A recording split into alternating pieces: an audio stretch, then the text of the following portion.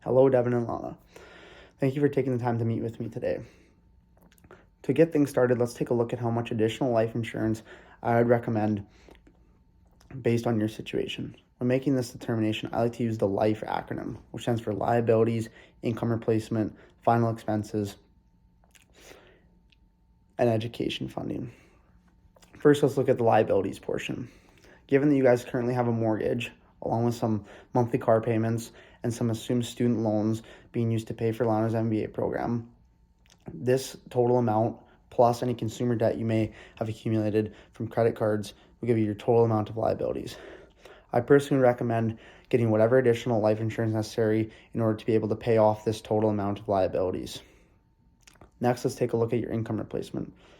I see that you have determined your family would need roughly $5,500 in net monthly income, which would total $66,000 annually in order to maintain your current standard of living.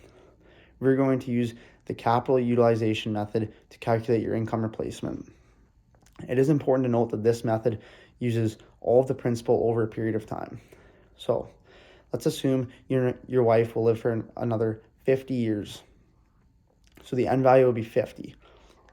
You have stated that you will be able to yield an 8% annual return, and inflation will average 4% annually. So we do 1.08 divided by 1.04 minus 1 times 100, and that will give you an I value of 3.8462.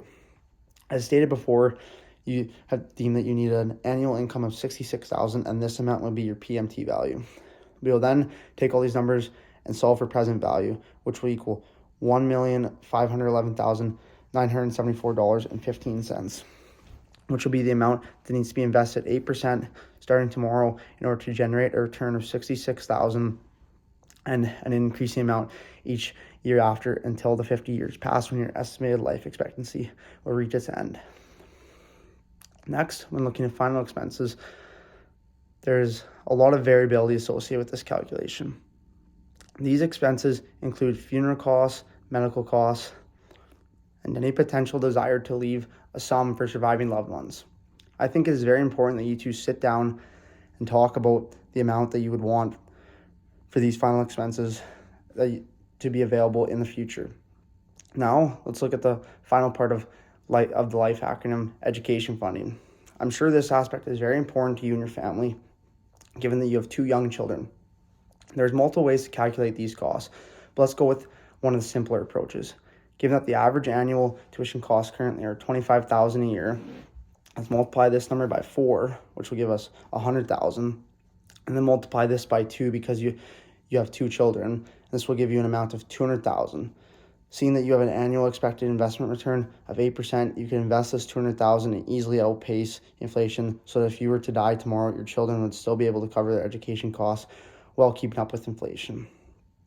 When taking all this information into consideration, we can conclude that you need the $1,511,974.15 plus the $200,000, along with whatever you guys end up determining you want your final expense coverage to be, and plus your current liabilities minus your current life insurance coverage, and that will be how much additional life insurance you guys should pick up.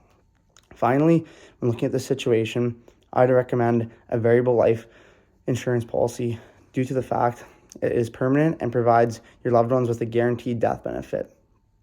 Thank you for taking the time to talk with me about the various aspects of your life insurance needs.